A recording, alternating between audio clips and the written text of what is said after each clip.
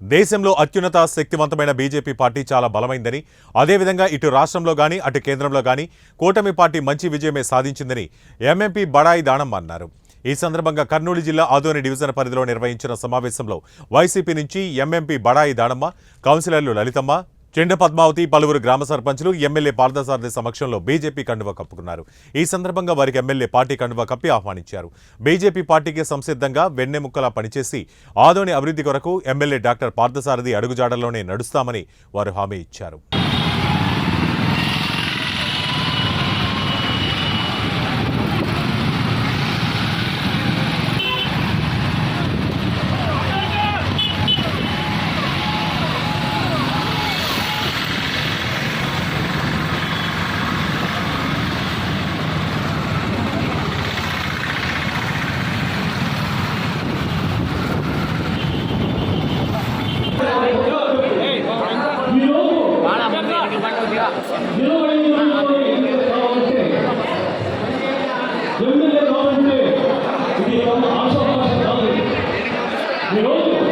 ఒక అభివృద్ధి చేయాలనే ఉద్దేశంతో అభివృద్ధి దానికి ఒక ఆధునిక డెవలప్ చేయాలి, ఆధునిక తీసుకోవాలి. ఆధునిక మన ఆంధ్రప్రదేశ్లో ఏడున్నది గుర్తించాలి. అప్పుడే మనకు ఒక మన ఆధునిక ఒక విలువ ఉంటుంది. అలాగే మన పార్థసారథి గారికి, అలాగే ఇక్కడ విచ్చేసినటువంటి మన ఎక్స్ఎమ్మెల్యే ప్రసాద్ గారికి, అలాగే స్టేట్ వెల్ఫేర్ అసోసియేషన్ అధ్యక్షుడు గారికి, అలాగే దానమ్మ గారికి, అలాగే కౌన్సిలర్స్ గారికి, అలాగే ఎంపీటీసీ సర్పంచులు అందరికీ నా యొక్క హృదయపూర్వక నమస్కారం చెప్తున్నాను. ఈరోజు ఇంతమంది కలిసినప్పుడు నా అన్నదమ్ముడు, అక్క చెల్లెళ్ళు అందరికీ నా యొక్క హృదయపూర్వక నమస్కారం చెప్తున్నాను. ఈరోజు అంటే నా అనుభవంలో 42 ఏళ్ళ రాజకీయ అనుభవం ఉన్నాయి.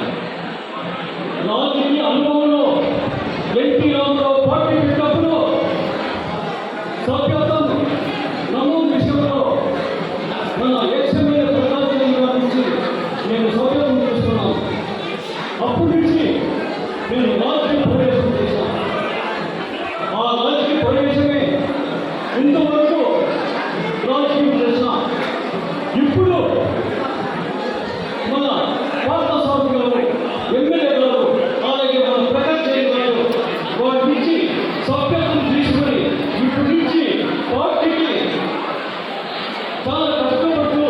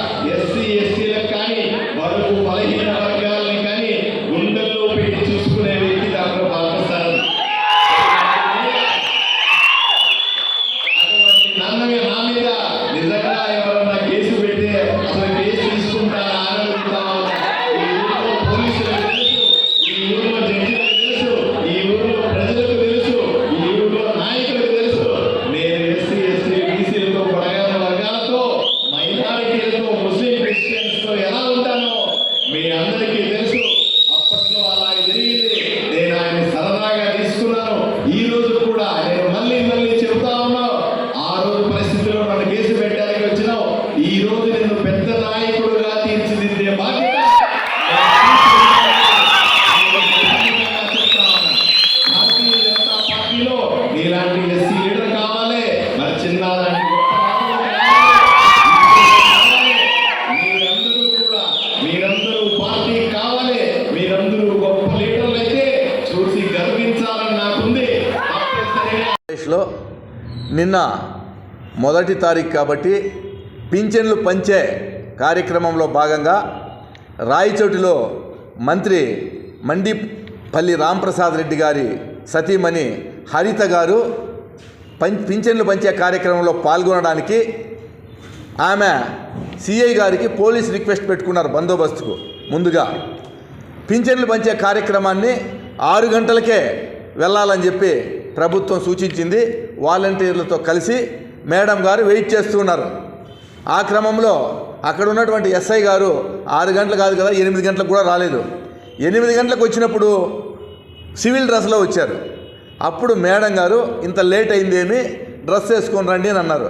డ్రెస్ వేసుకోవడానికి పోయినటువంటి ఎస్ఐ గారు మళ్ళీ అర్ధగంట తర్వాత వచ్చారు లేటుగా. అప్పుడు అక్కడ ఉన్నటువంటి మంత్రి సతీమణి ఆయన మీద కొంత ఆగ్రహం చెందిన మాట వాస్తవం. ఆయన ఎటువంటి పదజాలము ఉపయోగించలేదు, అన్పార్లమెంటరీ లాంగ్వేజ్ ఎక్కడా ఉపయోగించలేదు. ఈ సోషల్ మీడియాలో వైసీపీ వాళ్ళు అదేదో ఉపద్రవం జరిగిపోయినట్లు అదేదో ఏ విధంగా ట్రోలింగ్ చేస్తున్నారంటే పోలీసుల మీద రుబాబు చేస్తూ ఉన్నారు అన్నట్టుగా ట్రోలింగ్ చేస్తున్నారు. తెలుగుదేశం పార్టీలో ఉన్నటువంటి వ్యక్తులు ఎవరు కూడా వ్యవస్థలను గౌరవిస్తారు, ముఖ్యంగా ఉద్యోగస్తులను గౌరవిస్తారు.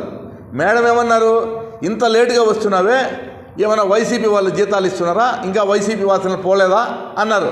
అదేం పెద్ద తప్పు కాదు. ఒక ప్రజాప్రతినిధి భార్యగా ఉండి 2.5 గంట సేపు వెయిట్ చేపిస్తే అది పద్ధతి కూడా కాదు. కాబట్టి అక్కడ జరిగినటువంటి సంభాషణలో ఎటువంటి తప్పు లేదు అని చెప్పి మేము తెలియజేస్తున్నాం. వ్యవస్థలను మేము గౌరవిస్తాం. ఎప్పుడు కూడా ఎక్కడ కూడా ఉద్యోగస్తులతో సఖ్యతగా వెలిగే పార్టీ తెలుగుదేశం పార్టీ అని చెప్పి తెలియజేస్తున్నాం. సోషల్ మీడియాలో ఈ వైసీపీ వాళ్ళు చేసేటువంటి ట్రోలింగ్ను మేము తీవ్రంగా ఖండిస్తున్నాం.